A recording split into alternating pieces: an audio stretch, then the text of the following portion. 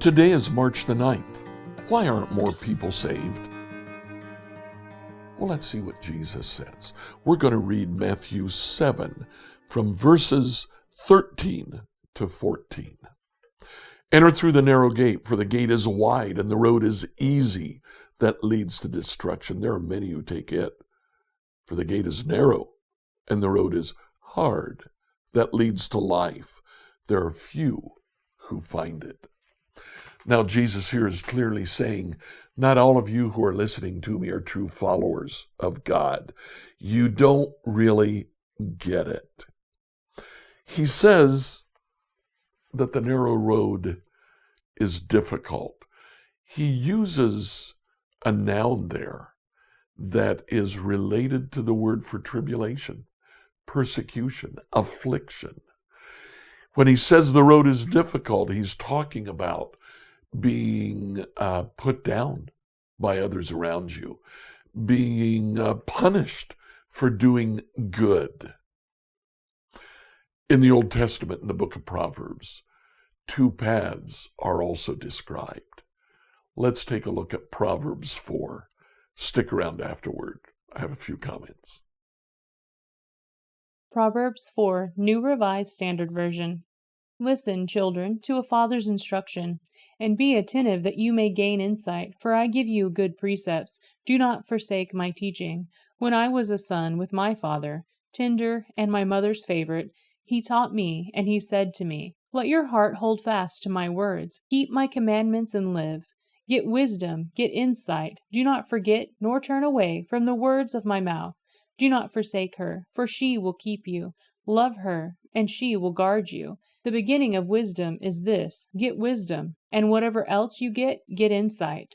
Prize her highly, and she will exalt you. She will honor you if you embrace her. She will place on your head a fair garland. She will bestow on you a beautiful crown. Hear, my child, and accept my words, that the years of your life may be many.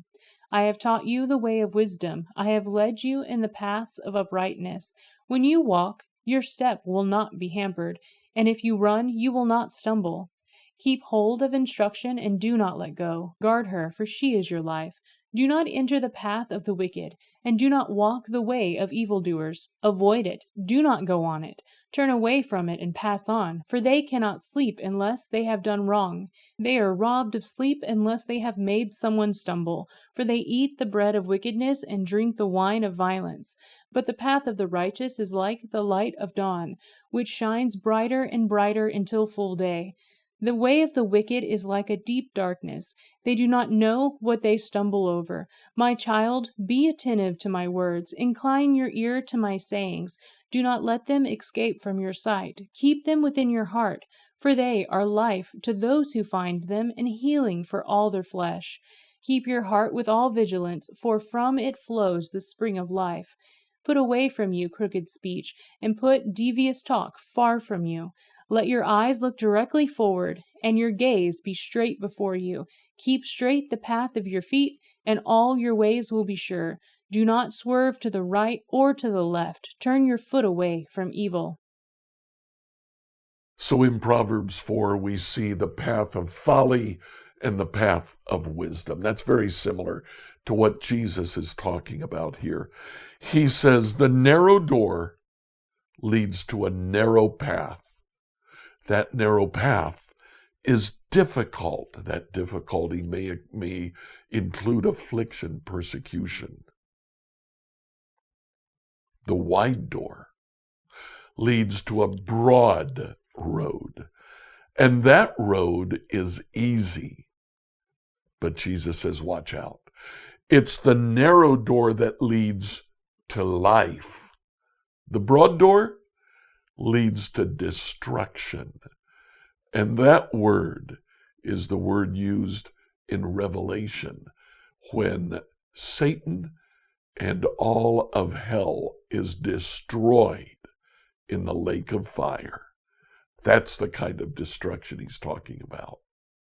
So what do we do about this today? Well, what's difficult for you right now?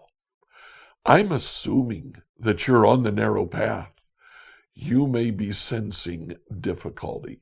Take a look at that difficulty. Examine it. Be biblical in your response to it. Scripture reading from the New Revised Standard Version by Emily Herrera. If you have any questions, drop them in the comments section below.